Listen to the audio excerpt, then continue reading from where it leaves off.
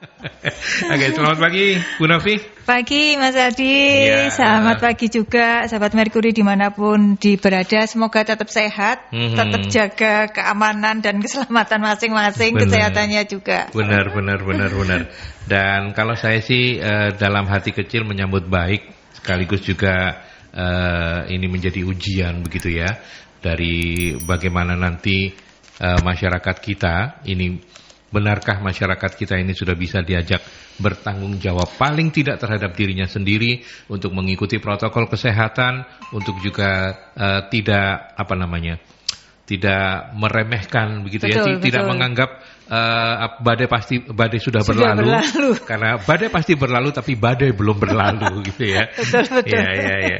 Oke, Bu Novi, gimana komentarnya soal Surabaya Raya tidak memutuskan, 3 kepala daerah memutuskan tidak melanjutkan pembatasan sosial berskala besar diganti dengan masa transisi? Apa yang kalau dari sisi saya sendiri dan dari segi bisnis, saya seperti halnya Mas Aldi tadi, saya menyambut baik pembebasan dari PSBB ini, tetapi tetap saja itu tadi kita harus tetap care, tetap benar-benar hati-hati terhadap situasi yang ada, karena jangan sampai kemudian terus menganggap bahwa ini si corona ini sudah tidak ada di sekitar kita, sehingga kemudian tadi itu kita bisa pergi ke mall, cangkruk-cangkruk lagi, terus kongko-kongko. Menurut saya itu tetap sebaiknya dihindari dulu begitu, termasuk juga kalau misalnya meeting, perjalanan dinas yang tidak perlu, yang kemarin sebenarnya sudah sangat terbentuk, itu bisa dipertahankan sehingga kemudian ini tadi kita nggak kena serangan kedua gitu, amit-amit ya, kita nggak berharap seperti itu, tetapi itu yang kita khawatirkan, apalagi nanti kalau misalnya anak-anak sudah mulai sekolah dan sebagainya. Waduh, ini yang ibu-ibu orang tua ini pasti sudah cemot-cemot setengah mati gitu betul. Melepaskan putra-putrinya sekolah gitu, termasuk ya kalau misalnya nanti kita kerja pakai kendaraan umum dan sebagainya. Nah itu dia betul gitu. Jadi menurut saya hal-hal yang sifatnya kemarin sudah baik dan sudah bisa dilakukan dengan tidak harus berkumpul, berdekat-dekatan dan sebagainya, itu bisa dipertahankan semaksimal mungkin, termasuk protokol kesehatan secara pribadi ya, dan orang-orang di sekitar kita. Saya jadi agak teringat dengan ketika dulu di era-era awal-awal Jokowi menjadi presiden, kemudian mencabut semua subsidi, orang seperti kebakaran jenggot, tetapi sebagian yang pro mengatakan bahwa inilah saatnya diuji apakah masyarakat kita ini bisa mandiri. Betul. Pandemi corona ini saya pikir juga kurang lebihnya kira-kira seperti itu. Biarlah saya setuju kenapa pemerintah agak menarik pembatasan itu, saya setuju karena inilah ujian karena 80% kata para pengamat, para pakar kita, 80% masa transisi ini tanggung jawab ada di masyarakat. Yang 20%-nya tinggal pemerintah. Tapi kita tidak membahas itu ya hari ini ya. Nanti saya dimarahin sama Bu Novi. Tetapi ada kaitannya karena ini adalah, boleh dibilang ini menjadi start awal bagi sejumlah perusahaan yang sempat kedodoran dalam tanda petik, dan bukan hanya satu tapi cukup banyak juga Bu Novi. Ketika pas pandemi atau krisis pandemi corona ini, banyak perusahaan yang bahkan tidak sedikit yang akhirnya tidak mampu bertahan. Tetapi bagi yang masih bertahan hari ini, dan mudah-mudahan yang sudah tidak bertahan kemudian menemukan kembali formula yang baru, hari ini kita akan ngobrol tentang transformasi organisasi pasca krisis pandemi. Ini menjadi sebuah keniscayaan karena bagaimanapun new normal ini adalah sebuah new era ya, bukan mereknya sandal ya. Sebuah new era untuk bisnis kita gitu ya. Nah, kita awali saja dengan apa sih sebenarnya yang harus kita pahami dari konsep yang Bu Novi hari ini tawarkan, transformasi organisasi itu. Jadi begini, situasi di luar itu kan sangat menekan gitu ya. Terus mau nggak mau kalau kita dari sisi bisnis, yang di sisi pengusaha, dunia industri tepatnya, itu kita harus berpikir ulang gitu ya. Jadi apakah kita memodifikasi bisnis kita gitu ya, kemudian kita switch ke bisnis yang lain, kemudian apakah kemudian dengan bisnis yang ada kita mau lanjutkan, tetapi dengan sesuatu yang sifatnya baru. Sifat baru itu artinya sesuai dengan kondisi saat sekarang. Jadi mungkin di beberapa industri yang sekarang ini sedang masih bertahan dan kemudian masih sustain, maka seperti misalnya ini kalau saya katakan bisnis-bisnis yang masih bertahan, misalnya di bidang finansial itu masih oke gitu ya, bidang pendidikan masih oke, oil and gas gitu ya. Kalau kita lihat ada yang bahkan fall and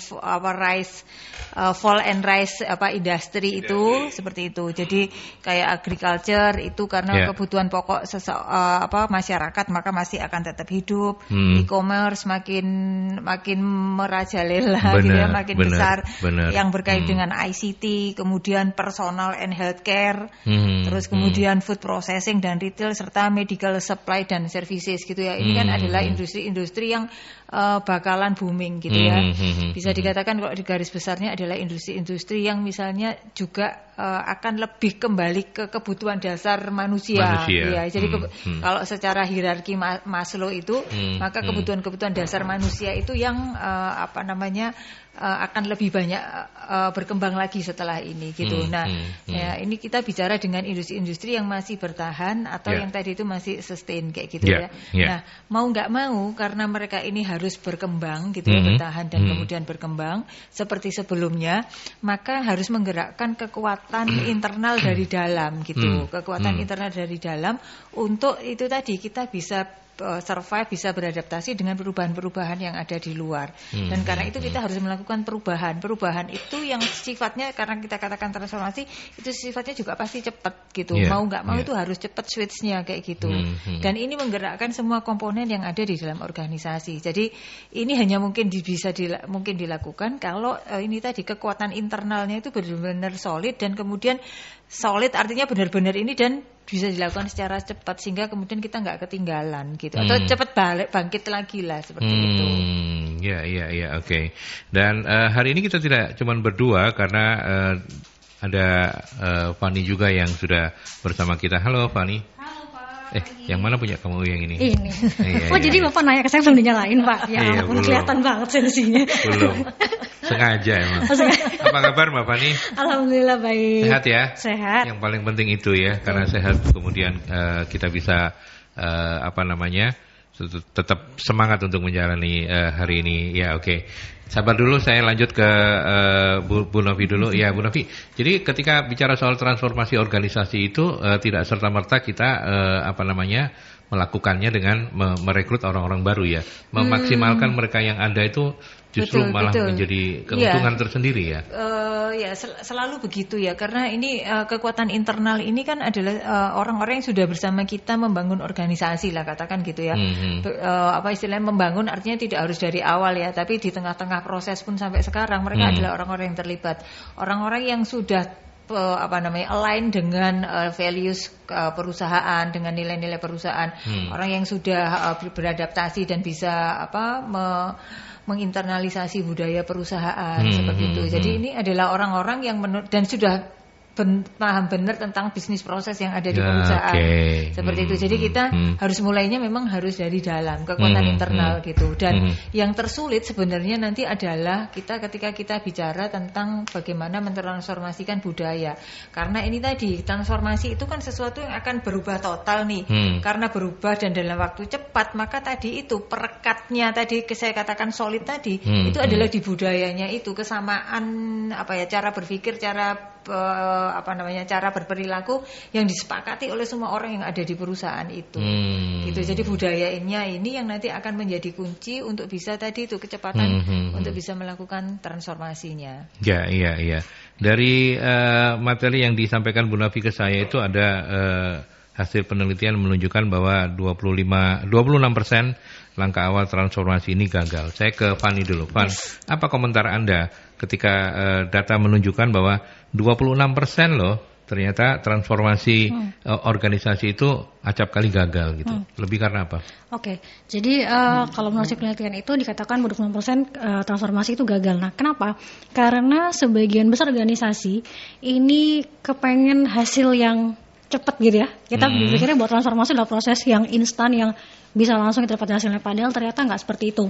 gitu. Nah, jadi transformasi itu sendiri ada tahapan-tahapannya nanti.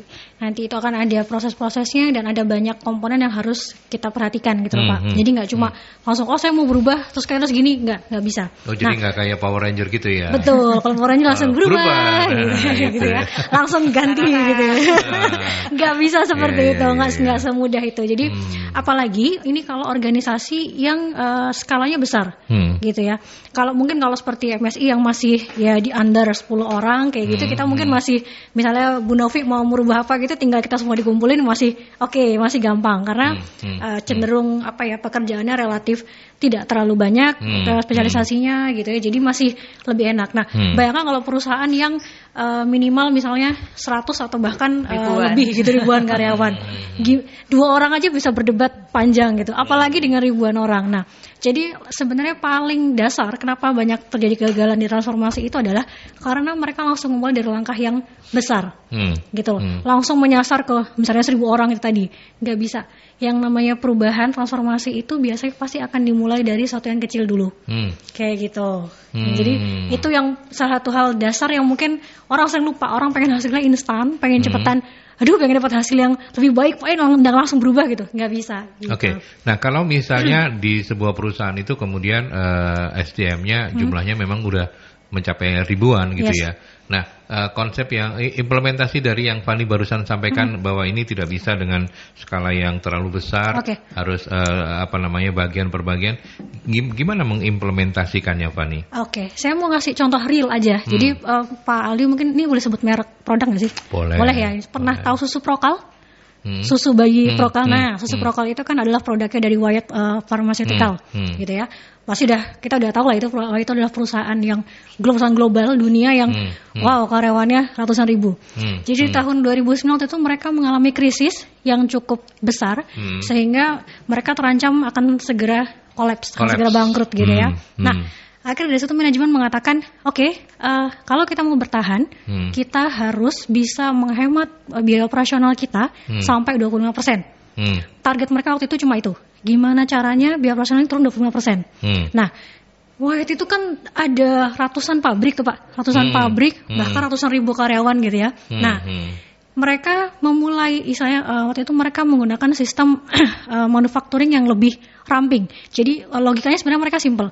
Kalau proses di manufaktur itu bisa dipersingkat, prosesnya bisa, misalnya nih, kalau misalnya, setelah selesai di packing langsung aja disortir sama orang itu, jadi nggak perlu dipindah dulu ke bagian sortir yang ruangannya mungkin berbeda, kan takes time ya untuk bawa ke sana, terus juga butuh orang lagi gitu. Jadi ya udah deh, gimana kalau kita persingkat kayak gitu. Nah, mereka punya konsep seperti itu. Jadi nggak cuma dari manufakturnya aja, mereka juga memikirkan dari segi SDM-nya, kompetensinya seperti apa ya.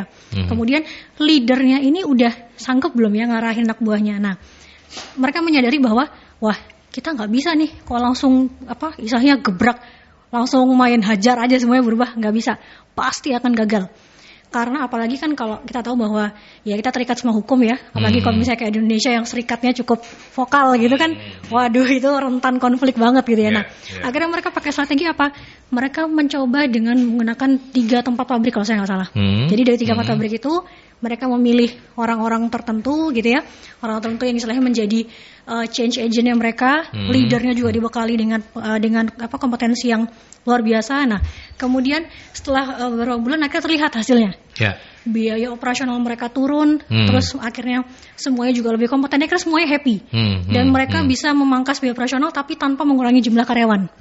Kayak gitu. Nah, akhirnya dari 3-4 pabrik tadi yang berhasil, yang lain kan masih, kok bisa ya? Wah, saya juga mau tuh kayak begitu. Nah, akhirnya menular. Jadi yang awalnya hanya 3-4 pabrik dengan mungkin let's say ribuan karyawan aja, akhirnya bisa menyebar ke ratusan ribu karyawan itu tadi. Kayak gitu. Sampai akhirnya mereka sekarang bisa bertahan. Oke, jadi itu cara mengimplementasikannya. Betul. Dengan contoh soal yang yang udah terbukti begitu ya. Betul, sudah teruji. Saya mungkin bisa menambahkan. Jadi kenapa tadi itu perubahan itu gagal? Karena kalau misalnya nih seperti tadi diceritakan Fani, itu kemarin situasinya masih normal seperti itu, orang seringkali itu merasa bahwa ya ini kinerja ini sudah oke gitu. Jadi artinya yang mereka capai sekarang ini ya sudah optimal gitu loh. Padahal itu bisa dioptimalkan lagi gitu ya. Jadi orang merasa bahwa ya sudah ini sudah sesuai dengan standarnya, ini sudah oke buat kita gitu.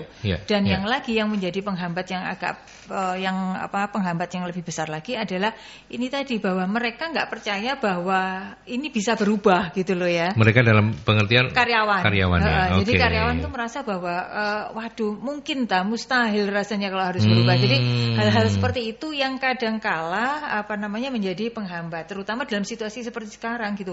Bisa kita ini jualan lagi kalau misalnya situasinya sekarang kayak gini, pergi kemana-mana nggak bisa gitu ya.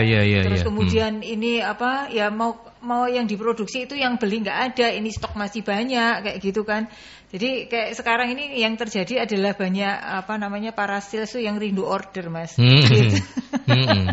Rindu order terus operator pabrik itu rindu mendengarkan bunyi mesin-mesin yang kayak gitu ya.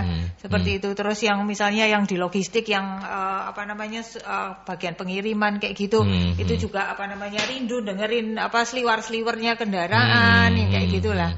Seperti itu. Iya. Jadi belum lagi nanti juga kemudian ada kecenderungan bahwa sebagian karyawan kita itu akan reject gitu ya. Ketika transformasi ini ya. Tapi ditahan dulu Bu Novi, Mbak Fani dan juga sahabat-sahabat Mercury.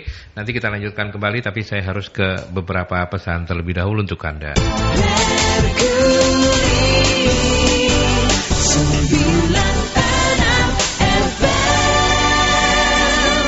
Seperti biasa saya juga mengundang sahabat-sahabat Mercury untuk sharing-sharing ya. Apapun sharing Anda mudah-mudahan bisa terkait ya erat dengan tema kita, topik kita hari ini, transformasi organisasi pasca krisis pandemi. Di 0315620096 kalau Anda ingin melalui line telepon atau juga melalui WhatsApp di 0817300096. Tadi kita berhenti sampai di kemungkinan ketika sebuah organisasi perusahaan melakukan transformasi organisasi, maka yang harus siap-siap untuk dihadapi adalah justru rejection atau penolakan dari karyawan sendiri begitu ya. Ya, kalau secara lebih luas begitu saya ke Bu Novi dulu. Bu Novi, kalau secara lebih luas ketika sebuah organisasi ingin melakukan transformasi, sebenarnya apa saja sih komponen-komponen yang harus dipersiapkan karena itu yang terlibat langsung, termasuk juga para karyawan ya. Dan penolakan karyawan ini juga menjadi sesuatu yang paling penting kah? Betul. Jadi gini, yang harus disadari pasti akan ada penolakan gitu ya. Nah, tetapi jangan pasti. Karena itu tadi orang itu tidak mau zona nyamannya terganggu itu kan pasti gitu kan. Terus untuk berubah itu pasti butuh effort gitu kan. Sesuatu yang luar biasa yang itu tadi mau nggak mau kalau misalnya kita ada di dalam perusahaan itu harus dipaksakan terjadi gitu. Dipaksakan artinya itu dibuatkan sistem sehingga kemudian mau nggak mau orang akan harus melakukannya seperti itu. Jadi mungkin saran saya adalah jangan terpaku kepada bahwa ada kemungkinan gagalnya dan kemudian itu membuat kita surut untuk melakukan transformasinya. Karena kalau enggak kita ini harus nyelamatin kapalnya gitu ya. Jadi kalau kita bicara kita ini mesti nyelamatin kapalnya. Kalau kapal ini kemudian sudah didandani, sudah enggak ada bocor-bocor lagi. Tadi itu loh misalnya ada karyawan penumpang yang tadi itu diturunkan, itu kita bisa balikin mereka kembali ke atas kapal gitu loh. Jadi orientasinya kan harus ke sana seperti itu. Terus kemudian itu tadi perubahan selalu penolakan selalu terjadi dan kemudian yang perlu dilakukan adalah satu, kita ini harus punya change agent-nya gitu ya. Agent of change-nya gitu. Nah, itu yang kita harus cari dulu tuh di dalam sebuah organisasi. Kita bicara dalam organisasi yang normal ya, yang jumlahnya ya lumayan banyak kayak gitu. Jadi ini yang harus ditetapkan dulu siapa change agent-nya dan kemudian perubahan-perubahan apa sih sebenarnya yang kita harapkan. Jadi perubahan perubahannya ini apa yang jadi kita harus ngerti nih.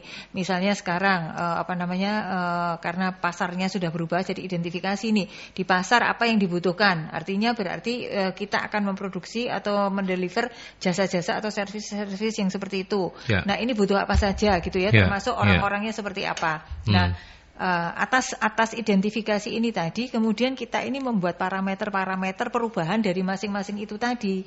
Apa yang sudah kita lakukan gitu. Jadi artinya ini nanti untuk checkpoint apakah ini sudah jalan atau belum gitu. Jadi kayak nanti ada auditnya kayak gitu loh. Kalau kita mau ngecek ini sudah, ini belum, ini belum efektif, yang kayak gitu loh. Jadi nanti mau nggak mau kita akan ke sana gitu ya. Jadi tadi satu mengidentifikasi apa yang ingin dirubah, memastikan tadi itu indikator-indikator keberhasilannya. Terus kemudian kita menggerakkan orang-orangnya itu artinya ya SDM yang nanti akan terlibat di dalam perubahan. Tadi seperti juga sudah disinggung oleh Fani, kita mungkin nggak bisa melibatkan semua, tetapi poin inilah pentol-pentolannya ya, kalau bilang ini pentol-pentolannya ini yang menjadi influencer untuk kemudian mereka ini bisa mempengaruhi orang-orang yang ada di bawahnya gitu ya. Jadi kalau kita dari manajemen, kita cukup mempengaruhi beberapa orang ini, meyakinkan, mengajak bicara mereka gitu ya.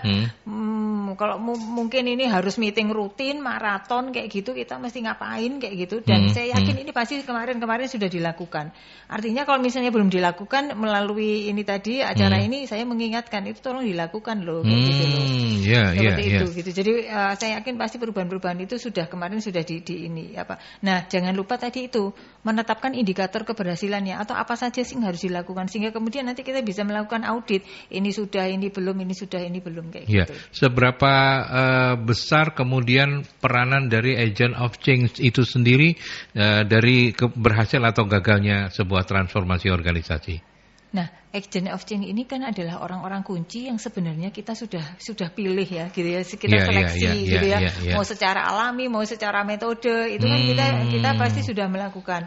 Orang-orang yang satu pikiran dengan kita, tidak harus orang yang jabatannya tinggi gitu ya. Jadi kalau kita ngomong change agent ini, kita nggak ngomong jabatan ya, bahkan orang yang di bawah pun kalau kemudian kita lihat dia ini cukup punya pengaruh yang besar terhadap orang-orang, dan dia juga seide dengan manajemen dan tahu sebenarnya kebutuhan manajemen seperti apa, kebutuhan organisasi seperti apa, mereka bisa kita libatkan seperti itu.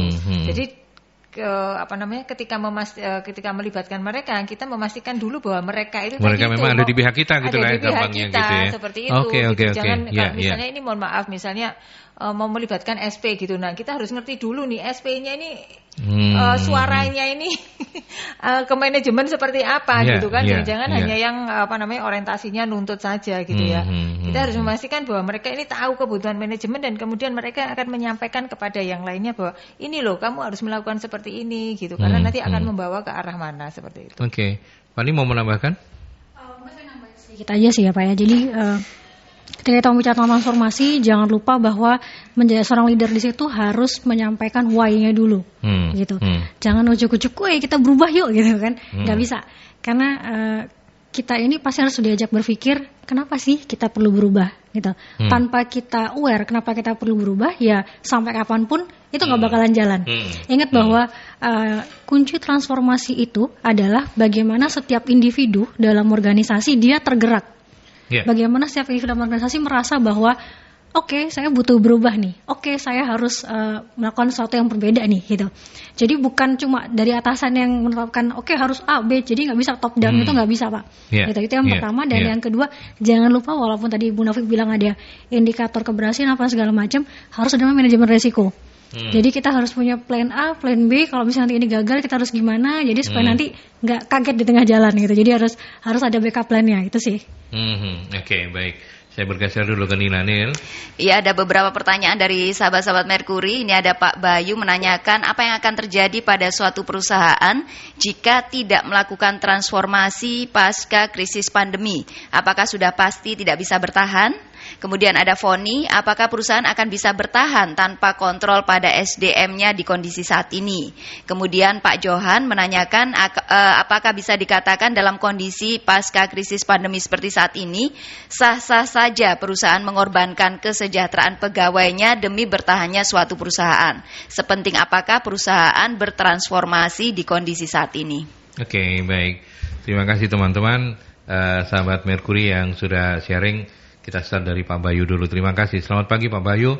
Apa yang akan terjadi pada suatu perusahaan jika tidak melakukan transformasi organisasi pasca krisis pandemi? Apakah sudah pasti tidak bisa bertahan? Saya ke Bu Novi dulu. Gimana Bu Novi? Pertanyaan Pak Bayu ini sama dengan pertanyaan Pak Johan ya. Seberapa penting perusahaan itu harus bertransformasi? Kayaknya gitu ya. Tadi pertanyaannya gitu. Kalau Pak Johan ini sebenarnya lebih ke memperjuangkan haknya begitu. Oke. Lebih memperjuangkan hak hidupnya gitu. Iya. Selalu terus sesi curhat di ini ya tanya jawab kita ya. Jadi kalau tidak bertransformasi ini. Nah, saya cari ambil contoh yang ekstrim aja dah. Penerbangan gitu ya. Kita tahu akhir-akhir ini penerbangan itu kayak apa gitu ya, boomingnya gini ya. Terus makin banyak airlines baru. Penerbangan dari apalagi kemarin itu didukung dengan orang yang jadi suka traveling kayak gitu kan. Yang kemarin. Terus sekarang ini begitu ada ke pandemi ini, corona. Ini kan langsung sut gitu ya, bukan turun pelan langsung gitu terjun bebas gitu. Bahkan awal-awal krisis dulu kita sudah dengar KT Pasifik itu sudah merumahkan karyawannya dan kemudian tanpa gaji, yang mereka tidak bekerja tanpa gaji seperti itu. Jadi ini benar-benar langsung gitu. Nah, kalau misalnya kemudian itu tadi jika tidak melakukan transformasi, maka ya itu tadi bagaimana ini kemudian bisa bangkit. Jadi kita ini harus mencari alternatif. Kira-kira apa nih yang harus bisa dilakukan, termasuk juga industri pariwisata gitu ya. Pariwisata kemarin itu bahkan kalau misalnya ini kita pernah saya pergi di beberapa tempat di Jogja. Tempatnya itu hanya sebuah jurang, kemudian ada pohonnya besar, pemandangan di belakang bagus, dikasih kayak papan yang kemudian ditaruh di sana gitu ya. Terus orang itu seakan-akan dia berfoto di tempat yang sangat tinggi. Seperti itu. Itu cuma satu spot gitu, orang yang ngantri ya Allah panjang sekali, bisa lebih dari 4 jam kayak gitu kan. Seperti itu. Atau ada satu rumah di Bandung yang rumahnya itu tidak terlalu gede, mungkin seluas ini studio dan buildingnya Merkuri ini. Terus kemudian tinggal pojok-pojoknya itu dikasih spot-spot Cina gitu ya. Jadi seakan-akan di rumah kuno, ada jendela-jendela, dikasih becak-becakan, dikasih rantang lah, di sana dikasih jagung-jagung. Jadi ada beberapa spot yang seakan-akan itu kita itu ada di tempat yang luas kayak gitu. Itu aja bisa dijadikan momen-momen untuk ini tadi ngambil gambar gitu ya. Jadi kalau kemudian mereka yang punya bisnis itu mereka mau bertahan, maksudnya mau mempertahankan, mau balik lagi seperti dulu, ya mungkin nunggu 2 tahun lagi gitu. Sementara kita ini kan kalau misalnya kita bisnis itu buat kita sendiri dan juga karyawan-karyawan kita ini kan perlu hidup gitu kan. Tidak semua pengusaha itu kemudian merelakan sesuatu yang sudah dirintisnya kemudian tinggal mati begitu saja kan. Mereka pasti berpikir bagaimana caranya supaya kemudian nggak tahu lah apakah masih bentuknya sama atau kemudian bentuknya berbeda, tetapi kemudian usaha ini tetap jalan, tetap bisa memberikan manfaat, tetap bisa memberikan kelangsungan hidup bagi para karyawan-karyawan yang selama ini sudah terlibat di perusahaan. Seperti itu. Jadi kalau tadi ditanya jika tidak melakukan transformasi akan menjadi seperti apa? Ya itu tadi tinggal menghitung hari lah ya. Dan sebagai manusia yang berakal, kita nggak mungkin diam begitu saja gitu ya, membiarkan kemudian itu hanyut kemudian tenggelam begitu saja. Jadi perlu karyawan-karyawan untuk kemudian ikut memikirkan bagaimana sih ini supaya kemudian bertahan, memberikan masukan atau ide-ide gitu. Dan ide-idenya itu nggak harus, jadi ide nggak harus datang dari pimpinannya. Kemudian ide itu juga bisa didapatkan dari dia ini bergaul dengan orang-orang lain gitu ya, artinya di komunitas yang lain. Kemudian sekarang ini banyak sekali. Kalau dulu kita mau ikut seminar itu kan eksklusif sekali, mahal gitu ya. Sekarang mau webinar model apa aja, mau marketing, mau bisnis, mau SDM, mau yang lebih spesifik coaching gitu aja itu banyak sekali webinar-webinarnya. Nah, dengan tetap mengupdate kemampuan-kemampuan seperti itu, saya rasa juga karyawan juga bisa memberikan masukan ke manajemen bagaimana agar mereka ini tadi bertransformasi, karena kalau enggak ya itu tadi kan saya seperti yang gambaran yang saya ceritakan tadi. Ya, ini menarik, ini ada beberapa nasihat untuk para karyawan begitu ya, untuk Anda yang cengkal-cengkal gitu ya. Justru ketika perusahaan mengajak Anda bertransformasi itu adalah angin segar daripada mati bersama begitu kan. Itu untuk yang cengkal. Seperti Nokia, gitu ya. Jangan lupa kasus Nokia ya. Enggak ada yang salah dengan apa yang kita lakukan. Betul. Terus kemudian karyawannya juga, kalau untuk sampean-sampean karyawan yang males-males gitu ya, WFH terus tole-tole di rumah. Ngomong gitu mereka sambil ke arah Kevin, Pak, coba. Ya, WFH itu ya. Ya, kalau WFH itu WFH dia. Ya. Enggak, artinya kan WFH ini kalau kelamaan, saya kok secara ini psikologis banget ya. Fani kan psikologi ya. Ini psikologis banget menurut saya. Artinya WFH yang kelamaan itu juga pasti akan membuat orang menjadi makin tipis engagementnya dengan perusahaan kan. Apalagi kalau tidak ada kontrol gitu ya. Betul. Tapi silakan Van. Pak Bayu butuh komentar Anda juga, Van. Okay. Yang cengkal-cengkal ini, Pak. Cengkal-cengkal. Ya, jadi intinya sih gini, mungkin kita merasa bahwa saya masih bisa survive, tapi jangan lupa bahwa perusahaan kita atau jasa kita, bisnis kita tuh pasti juga dipengaruhi oleh yang namanya permintaan pasar, gitu. Dan uniknya lagi adalah permintaan pasar selalu berubah, gitu. Nggak bisa gini, dulu kalau orang mau psikotes itu pasti pikiran adalah tatap muka, gitu ya, di satu ruangan tertutup yang suasananya tegang, gitu. Sekarang orang malah, kita nggak usah di online kan, Mbak, kayak gitu. Kan kita enak online, tinggal modal kuota internet doang, modal itu sama laptop, udah kelar, tinggal klik selesai, gitu kan. Nah, kitanya juga lebih mudah gitu kan dari penyelenggara. Saya nggak perlu nyiapin berkas-berkas segitu banyak. Biasanya kalau kita mau asesmen psikotes gitu, saya seharian pasti lembur sampai malam nyiapin berkas-berkas gitu ya. Okay. Nah, sebentar Van, kita break dulu ya. Kita ke penelpon, kita tampung saja pertanyaannya ya. Selamat pagi Merkuri. Selamat pagi. Saya tahu ini siapa. Memang di transformasi ini kita harus perlu transformers, gak ada hubungannya. Jadi maksudnya merubah etika atau gaya untuk kita berkomunikasi atau bergaul ya. Nah ini kan kita notabene perusahaan kadang ada yang nurutin bisa, tapi karyawannya kadang yang gak kontrol atau gak disiplin. Tetapi ada karyawannya yang sudah ujuk-ujuk disiplin, udah terkontrol, terus masuk perusahaannya sendiri belum berubah. Ini kan bos bingung ya. Ada yang satu ngiri perusahaannya, anak buahmu enak yo, iso diatur yo gini. Sama meneh, bos kamu kok ini sih enak ya, bos aku gak berubah. Aku gimana di rumah udah jaga gini. Nah itu loh. Jadi apakah transformasi bekerja boleh, tetapi apakah boleh dikorbankan bahwa orang yang udah berangkat kerja nggak usah pulang aja gitu loh. Jadi kita nggak jaga nih orang yang 45 tahun ke atas bekerja memang iya, tetapi kalau memang jaga nih virus ini, dia akan menjadi domain atau carrier bagi yang sehat ataupun yang di umur di bawahnya 45. Lah kalau dia pulang ke rumah otomatis kan nggak oleh-oleh bawa pukis atau martabak aja buat keluarganya, bisa bawa pukis plus virus, jadi bonus gitu loh. Seperti beli beras dapat kutu itu sebenarnya bukan suatu hal musibah.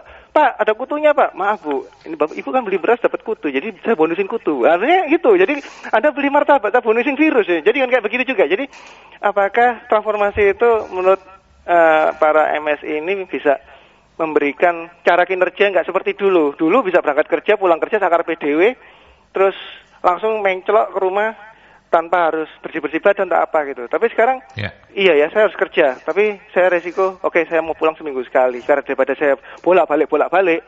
Ini kita nggak tahu, saya di jalan ketempelan siapa, atau mungkin digoncengin siapa, goncengin virus maksudnya. Lalu untuk protokol kantor maksudnya, sorry ini agak berebut ngomongnya. Saya kok idenya memang agak ribet, tapi itu katanya lebih higienis.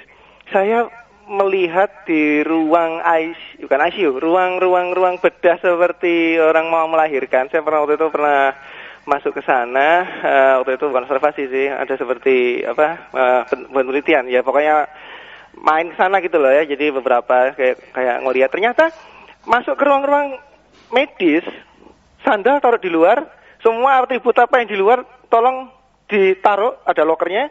Anda terus masuk itu dengan keadaan baju Anda yang bagian dalam, jaket dari luar semua pokoknya yang apa yang kotor-kotor dari luar tuh ada batasnya, ada rak itu. Kalau mungkin Anda pernah merhatiin, saya nggak mau nyebutin rumah sakitnya, di ruang paling steril di rumah sakit, itu walaupun sak ganteng-gantengi dokter, sak ayu-ayu ini, sak mahal-mahali dia pakai barang, itu udah dijejer-jejer semua kayak rak sepatu kayak di masjid.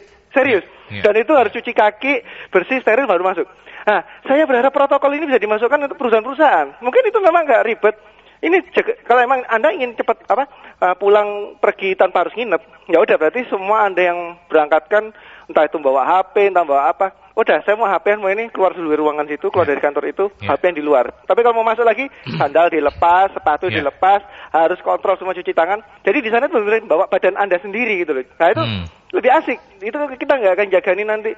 Nggak yakin nanti Anda pakai jaket Anda ketempelan, nggak yakin nanti tetap pakai masker di dalam ruangan itu. Tapi atribut alas kaki ini paling miris ini, saya nggak ngerti ini apakah itu bisa diprotokolkan, karena kita nggak bisa ngomong apa ini istilahnya berdamai. Kalau berdamai saya mau ngajak ngopi corona, nomor kontaknya corona berapa ya? Saya mau ngajak kopi, ngajak halal bihalal, bisa nggak ya? Tapi mau damai gimana? Dia bukan manusia, dia adalah virus, tak ketok lagi. Beda seperti zamannya BBM dicabut, itu ketok manusia itu, dan ketok ekonomi bisa diangkat, bisa dihitung.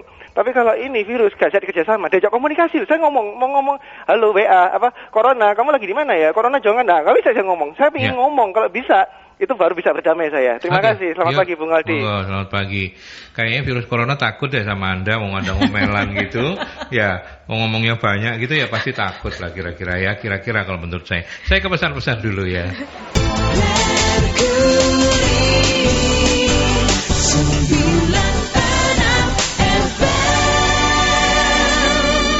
Terima kasih Mas Dewa sudah berkenan sharing tadi ya. Dan silakan saya ke Fani dulu deh. Tadi Fani yang belum selesai untuk komen untuk Pak Bayu dan kemudian juga untuk Mas Dewa. Oh iya. Jangan Pak Dewa. Kak Dewa. Oh iya, Kak aja. Biar so ikrip gitu kita, enggak apa-apa lah ya. Sama Kak Dewa, yuk monggo silakan.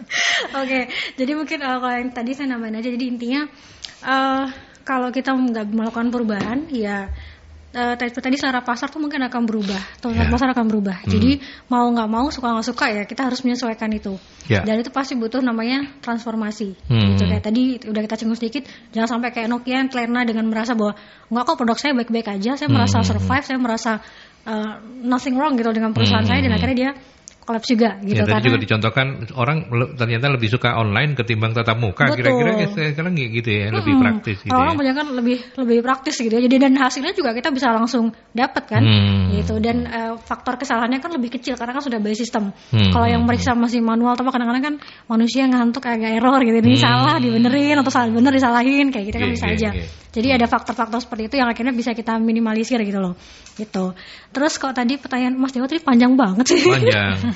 Ya, tapi intinya adalah apakah kalau masuk kantor itu sepatu dilepas, kaos kaki dilepas, itu kira-kira itu normal tadi loh, misalnya normal seminggu sekali gitu kan, terus protokolnya sangat ketat lah. Sebenarnya kalau protokol kesehatan itu ya itu baik ya, itu saran yang bagus, tapi saya rasa mungkin kalau yang banyak berisiko kayak gitu kan kalau di pabrik ya, dia banyak lebih berisiko. Tapi kalau misalnya kayak seperti MSI yang kayak kita masih kantor biasa, saya rasa sih mungkin masih nggak terlalu dan agak susah juga. Nggak se-ekstrim itu. Iya, gitu tidak ya. se-ekstrim itu gitu loh. Dan juga bisa dilihat juga dari kalau kita kan bisa di kantor, kita kan jumlah orangnya juga cukup terbatas. Interaksinya juga cukup terbatas dengan intinya sih kalau saya selama kita yang tubuhnya bagus, protokol kesehatan pakai masker, terus cuci tangan juga kita jalanin, ya insya Allah saya pede aja, ya udah nggak apa-apa gitu loh, nggak usah yang terlalu ekstrim kalau saya gitu ya, karena ya memang kita kalau mau bikin kayak gitu juga cukup effortnya juga cukup gede gitu ya. Menyiapkan infrastrukturnya. Iya, menyiapkan infrastrukturnya kayak gitu. Jadi jangan-jangan baju udah lepas mau segala macem, habis megang sesuatu tangannya lu cuci tangannya, sama aja bohong gitu ya. Padahal kan sebenarnya kuncinya adalah di situ. Gitu. Jangan nanti kelamaan kantor kita dikira rumah ibadah. Copoti iya benar gitu. Ya, meskipun ini saya ada satu klien yang kalau kita datang ke sana itu harus seperti itu bosnya itu bilang, Bu Novi maaf loh ya kalau datang ke sini jangan ngelihat kita ini lagi pakai pakaian rapi-rapi gitu. Jadi pakainya itu ya wes kaos oblong, pakai celananya itu yang pendek gitu, terus pakai sandal jepit karena memang dia ini distributor gitu loh. Jadi kalau lebih mudah cuci tangan, cuci kaki lah yang kayak gitu sehingga nggak mengganggu juga gitu loh. Jadi memang sangat tergantung dengan bidang usaha kita dan juga pekerjaannya seperti apa. Meskipun sebenarnya usulan dari Mas Dewa tadi termasuk jeli ya, kan menganalogikan sebuah ruang bedah gitu yang memang harus steril diusung ke kantor kita. Betul. Gitu ya. Tapi sebenarnya kayak yang disampaikan Mas Dewa itu kayak misalnya di industri kayak seafood gitu ya. Makanan itu sudah sudah kayak gitu. Sudah kita mau masuk itu ya. Bahkan cincin itu yang pokoknya logam-logam emas itu harus dilepas semua. Betul. Terus kita pakai tutup kepala, pakai masker, bajunya dikasih rangkepan baju putih itulah gitu ya. Jubahnya gitu. Jubah, terus pakai sepatunya sepatu boot, cuci dulu sepatu boot gitu. Jadi tapi itu tadi benar-benar harus ngelihat jenis industrinya dan fungsi terhadap kebutuhan pekerjaannya, karena ini pasti butuh effort yang lebih besar untuk perusahaan menyiapkan itu tadi infrastrukturnya dan sarana-sarana yang dibutuhkannya seperti itu. Jadi seperti itu kurang lebih. Oke. Kemudian Mbak Bu Foni, ini lebih ke sebenarnya kata kuncinya adalah pada kata kontrol ya. Artinya mungkin nggak sih tanpa kontrol yang oke gitu perusahaan bisa bertahan dengan memanfaatkan SDM secara maksimal. Berarti kan kata kuncinya ada di kontrol itu. Gimana, ke Bu Novi dulu deh. Jadi gini. Saya ibaratkan kita ini mau kita misalnya mau masuk perguruan tinggi gitu ya, yang habis lulus SMA mau masuk perguruan tinggi. Kemudian pilihan kita ini misalnya perguruan tingginya itu yang kelasnya itu kalau di Indonesia itu kelas A gitu ya. Misalnya katakan UI, ITB gitu, UGM seperti itu. Terus kemudian kita menetapkan itu. Jadi kita kan belajarnya juga bukan baru saat lulus SMA baru belajar. Terus kemudian untuk masuk ke sana kan kita sudah tahu nih kira-kira ini harus passing grade-nya jurusan itu berapa gitu ya. Karena itu kita mungkin sebelumnya juga sudah melakukan bimbingan belajar. Zaman saat itu kan masih ada bimbingan belajar. Terus kemudian seminggu sekali ada tryout kayak gitu kan, tryout massal yang bersama-sama untuk kemudian tahu posisi kita ada di mana. Nah, itu kan sebenarnya adalah fungsi kontrol untuk memastikan bahwa cita-cita kita, keinginan kita untuk diterima di perguruan tinggi, di jurusan tersebut, di perguruan tinggi tertentu itu bisa tercapai gitu. Jadi kalau kemudian kita tidak ada kontrol yang tadi itu proses di mana kemudian kita belajar ini sudah sampai di mana gitu ya, terus kemudian posisi kita itu sudah sampai di mana, itu kan juga salah satu kontrol. Nah, kalau nggak ada kontrol seperti itu kita nggak akan tahu apakah kita sudah lebih baik dari sebelumnya, apakah kita sudah mendekati tujuan kita atau belum. Oke. Jadi kontrol itu harus selalu fungsinya ada. Di situ gitu ya. Fani mau menambahkan untuk Bu Foni? Fani untuk Bu Foni. Namanya mirip-mirip ya. Namanya mirip-mirip. Jadi intinya sih gini, kalau saya rasa sangat cukup tegas bisa dijawab bahwa nggak mungkin kalau tidak ada peran dari seorang leader, kalau ada kontrol dari leader ya kita nggak akan pernah mungkin bisa melakukan transformasi. Karena salah satu syarat transformasi itu adalah bagaimana leadernya ini sudah siap. Ya jangan ngarepin yang bawah bakal berubah kalau yang atasnya aja masih nggak siap untuk berubah. Kayak gitu. Jadi kayak seperti tadi saya kasih contoh perusahaan Wyatt tadi, dia juga langkah pertama yang dilakukan adalah dia membina para leadernya dulu. Gitu. Jadi sebelum dia sosialisasi arah perubahannya dan segala macam, dia membina dulu nih pemimpin-pemimpin ini udah siap apa belum. Jadi dia sudah memperkirakan kalau kita akan perubahan seperti ini, nanti respon karyawan akan seperti apa, si leader ini sudah bisa belum menghandle itu. Ketika nanti ada kemungkinan protes atau misalnya ada yang nggak setuju begini segala macam, bagaimana dia mengcounter itu? Itu leadernya yang disiapin dulu. Gitu. Jadi artinya dia ini adalah kuncinya.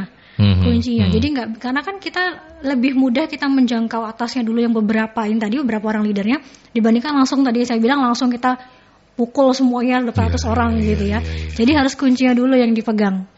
Gitu. Oke, lanjut ke Pak Johan karena nanti di akhir saya minta Bu Novi untuk yang berkomentar. Pak Johan ini menanyakan dua hal begitu ya. Dalam kondisi pandemi seperti sekarang ini, apakah sah-sah saja perusahaan itu mengorbankan kesejahteraan pegawainya demi bertahan? Perusahaannya bertahan gitu ya, mungkin penyesuaian mungkin salary dan lain sebagainya kira-kira ya. Kemudian pertanyaan yang keduanya itu ini seperti yang saya bahas dengan Bu Novi di awal-awal tadi, seberapa penting sih bertransformasi wong kondisinya lo kayak begini gitu. Itu dari sudut pandangnya Pak Johan. Ke Mbak Fani dulu, nanti baru ke Bu Novi. Oke, jadi kalau saya sih sekali lagi bahwa saya itu kan tipe orang yang selalu melihat masalah dari dua sisi. Kalau kita mungkin melihat dari sisi karyawan aja, kita pasti ada perasaan, jahat banget sih, saya nggak terima nih gaji dipotong apa segala macam kayak gitu ya. Kita pasti ada perasaan seperti itu dan itu manusiawi gitu. Nah tetapi kalau kita bicara dari sisi pengusaha, kita dari sisi HR juga gitu ya, ya pada titik tertentu kan gini, setiap perusahaannya karakteristiknya beda-beda, kondisinya beda-beda, ya kondisi keuangannya beda-beda, permasalahannya juga berbeda-beda, nggak bisa kita pukul rata.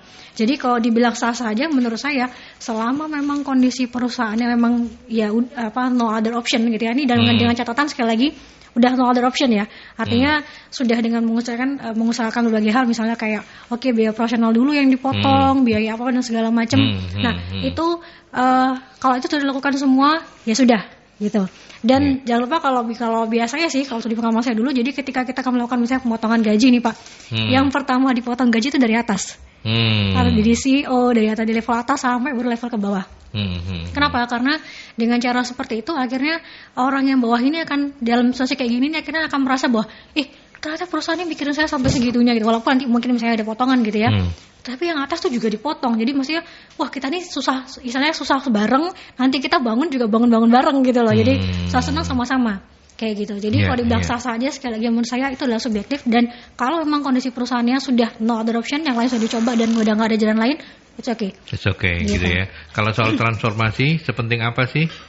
Sebenarnya tadi sudah kita bahas, tapi silakan di underline lagi lah sebelum kita underline seberapa penting transformasi ini adalah kunci kalau kita mau tetap bertahan gitu. Ya jadi kalau misalnya Anda memang masih kalau Anda nggak pengen bertahan, Anda cuma pengen ya udahlah jalani gini aja, nggak pengen berubah, ya monggo, itu kan pilihan setiap perusahaan bisa berbeda. Tapi kalau Anda mau tetap survive, bahkan mau maju, ya nggak bisa, pasti harus ada transformasi. Bahkan dengan atau tanpa pandemi ini sebenarnya juga setiap perusahaan harus pasti transformasi gitu. Ya Pak Johan, nasihatnya supaya Anda tidak dibilang karyawan yang cengkal ya. Nasihatnya hari ini saya dapat kosakata baru, cengkal. Nasihatnya adalah dengarkan apa kata pimpinan perusahaan Anda. Kalau misalnya mengajak Anda untuk bertransformasi, ya itu adalah sebuah langkah yang oke. Tapi kalau perusahaan Anda, pimpinan Anda diam saja ya, nanti tanya lagi minggu depan ya. Udah sekarang. Oke, jadi yang disampaikan Pak Johan tadi, apakah sah karyawan mengorbankan karyawan? Karena sebenarnya dalam situasi krisis kemarin itu ada 3 jenis klasifikasi lah. Ada yang merah, kuning, hijau. Merah itu kan artinya yang di langit yang biru dong. Ya, merah, kuning, hijau. Pelukisnya siapa? Pelukisnya aku dong. Kevin. Iya, jadi yang tadi itu kalau bisnis yang sudah dalam survival mode gitu atau kondisinya sudah kolaps atau bisnis zona merah gitu ya. Zona merah, pekat lagi merahnya gitu. Bisnisnya turun drastis, maka mau nggak mau strategi itu yang harus diambil ya. Jadi mulai pengetatan dan pemangkasan pengeluaran itu kan sudah dilakukan. Kemudian menekan freeze hiring sudah dilakukan. Terus kemudian penundaan gaji, promosi kayak gitu, sampai kemudian unpopular decision, artinya keputusan yang tidak enak ketika ini manajemen harus menyelamatkan kapalnya. Jadi misalnya pemotongan gaji, merumahkan dan sebagainya gitu. Jadi ini adalah itu tadi, karena memang harus survive setelah itu gitu. Tadi itu fokusnya pertama adalah menyelamatkan kapalnya dulu. Kalau kapalnya ini selamat, insya Allah nanti bisa membawa semua penumpang-penumpang yang tadi sempat keluar untuk kembali lagi ke dalamnya. Seperti itu. Dan kalau misalnya seperti itu, maka peran HR gitu ya, saya bicara lagi peran HR itu harus sebagai business partner dan juga peran dia sebagai people manager gitu ya. Jadi bagaimana mereka menjadi pengayom di dalam, terus kemudian di dalam artinya terhadap karyawan. Sementara kepada manajemen mereka juga harus menjadi mitra untuk berdiskusi, mitra untuk mencari solusi bagaimana bisa keluar dalam situasi krisis strategic seperti partner ini. Ya. Betul, menjadi strategic partnernya itu harus dijalankan gitu. Jadi kalau teman-teman ini sekarang ada yang bergerak di bidang sedang menangani SDM atau apapun lah, mungkin Anda juga di keuangan di bidang apapun, sekarang coba mulai memikirkan hal-hal yang terkait dengan ini, terkait dengan orang gitu ya. Anda mulai memberikan usulan-usulan, masukan-masukan kepada manajemen tadi itu, mana yang kemudian proses-proses itu bisa diefisienkan, mana kemudian informasi misalnya diefisienkan itu artinya dari yang lama prosesnya dipangkas, atau kemudian harus ada investasi baru tetapi ini akan mengefisienkan proses gitu ya. Jadi tolong Anda bisa memberikan masukan kepada manajemen, karena seorang bos dengan pukulan telak seperti sekarang ini itu mereka butuh teman bicara, butuh orang-orang yang bisa memberikan masukan, kemudian itu bisa direalisasikan bersama gitu. Karena teman-teman ini semua yang di operasional, orang-orang yang sangat tahu lapangan, orang-orang yang berhubungan langsung dengan customer gitu, orang-orang yang di dalam proses itu ngerti bagaimana proses ini dibuat menjadi lebih efisien, lebih efektif, kemudian ada istilahnya ada waste yang tidak perlu, proses-proses yang harusnya lebih baik seperti itu. Jadi silakan Anda berikan masukan kepada perusahaan, karena itu tadi kemampuan Anda pada saat ini dan juga sumbangsih kontribusi Anda saat ini sangat dibutuhkan. Bicaralah kepada manajemen, bicara kepada bosnya, karena beberapa pertanyaan tadi seakan-akan yang atas itu nggak mau tahu gitu Ada seperti itu gitu karena bisa jadi ya itu tadi sudah sangat terpukul, terus waduh sudah nggak mungkin lagi gitu, customernya habis gitu. Jadi orang-orang yang sangat ngerti customer ini mungkin bisa memberikan masukan cara-cara yang lebih baik seperti itu. Fanny punya closing statement untuk topik kita hari ini? Jadi mungkin tadi saya nambahin aja. Jadi kayak tadi diceritakan sama Bu Novi bahwa ini adalah waktu bagi kita, transformasi ini nggak bisa cuma dari atas saja. Transformasi ini harus dilakukan oleh seluruh elemen dari perusahaan. Kalau kayak tadi Bu Novi cerita masukan-masukan, nah itu sebenarnya Bu Novi curhat. Bahwa setiap hari kami pun digituin. Kamu ada ide apa? Jadi kita kalau Bu Novi udah manggil Fanny, kita langsung mati ini mau tanyain apa? Tenang Bu Novi, nanti saya kasih hak jawab. Ini mau tanya apa lagi gitu ya? Jadi misalnya, kamu ada ide apa? Setiap hari kita tanyain begitu. Jadi sebelum masuk kantor udah berdoa, ya ampun semoga hari ini nggak ditanyain. Jadi Bu Novi itu ramanya cuma kalau siaran gini. Kalau di kantor beda tuh. Beda. Jadi tiap hari kita selalu gimana? Kamu ada ide apa? Ada ide apa? Ini ada usulan apa? Kalau kayak gini gimana? Jadi artinya gini, dengan cara Bu Novi yang seperti itu mungkin akhirnya kita juga jadi lebih, itu secara nggak langsung sebenarnya taktiknya untuk mengengage kita. Jadi akhirnya jadi kita ngerasa lebih punya tanggung jawab kan, karena nggak cuma perintah dari Bu Novi aja harus A B C D E, tapi kita juga diajak mikir. Dan kadang-kadang ya contoh kayak misalnya kayak materi siaran begini gitu ya, kadang-kadang Bu siarannya ini aja. Oke, silakan. Jadi saya yang bikin materi question segala macam. Beliau tinggal ketawa-ketawa aja. Gitu doang, selesai gitu. Jadi mau nggak mau kan akhirnya kita yang akhirnya jadi memaksa diri sendiri untuk berkembang juga gitu. Thank you Fanny untuk closing statement-nya Bu Novi sekarang. Apa yang kemudian boleh disampaikan untuk menyemangati sahabat-sahabat kita di luar sana? Jadi menyemangati apa ya yang saya sampaikan? Anda adalah bagian dari organisasi gitu ya. Meskipun sekarang posisinya sedang tidak enak gitu, yang mengalami posisi tidak enak, itu tadi kalau saran saya itu tadi berikan masukan kepada manajemen gitu ya. Berikan masukan ke manajemen, terus tunjukkan peran diri Anda seperti itu, karena justru pada saat-saat krisis seperti ini seorang pemimpin, seorang yang bisa memberikan cara pandang yang berbeda, seseorang yang bisa menggerakkan orang lain, itu dia akan, jadi kalau kita bicara kinerja ya, itu akan lebih kelihatan gitu ya. Karena lebih kelihatan, maka nanti di saat normal nanti Anda akan berpeluang lebih besar untuk bisa menjadi leader bagi tim Anda yang lebih luas gitu ya. Artinya Anda juga harus bersiap untuk tanggung jawab yang lebih besar gitu. Jadi sayang sekali kalau potensi yang saat ini dimiliki itu didiamkan saja gitu. Anda bisa melakukan hal-hal yang terbaik untuk perusahaan karena Anda ada di dalam perusahaan dan Anda tahu apa yang terjadi di dalam kesehariannya. Karena karena itu tadi berikan yang terbaik pada saat ini. Kalaupun misalnya di sini kemudian Anda tidak mendapatkan hal yang Anda inginkan karena memang perusahaannya sudah turun, kemudian nggak mungkin bangkit lagi, Anda masih akan tetap dipakai di tempat lain seperti ini. Karena saya lihat sekarang ini banyak sekali yang ada salah satu pembicara yang saya tahu, dia ini yang sehari-harinya dulu di perhotelan. Hotel kan lagi turun banget nih. Nah, dia sekarang ini aktif sekali untuk ngasih materi-materi yang terkait dengan SDM melalui webinar gitu. Artinya pada saat seperti ini kalau dia mau ikut-ikutan merana karena seiring dengan jatuhnya bisnis perhotelan, maka ya dia ngapain, ya wes perusahaanku seperti ini, saya terima apa adanya gitu. Tapi karena dia ini punya ilmu yang kemudian bisa di-sharingkan kepada yang lain, dia menyelenggarakan webinar itu effortnya itu tidak lebih dari separuh dari ketika kita menyelenggarakan seminar biasa, betul, gitu ya. Betul. Seperti itu. Toh ini sharing, ini gratis melalui IG story live itu juga bisa, FB juga bisa gitu kan. Jadi artinya ketika kita saat ini saya ngelihat nih banyak justru muncul pembicara-pembicara baru yang sebenarnya mereka ini yaitu dulu itu mereka operasional, karena sekarang operasionalnya terhenti. Mereka kemudian sharing apa yang dia ketahui seperti itu untuk memberikan semangat kepada yang lain.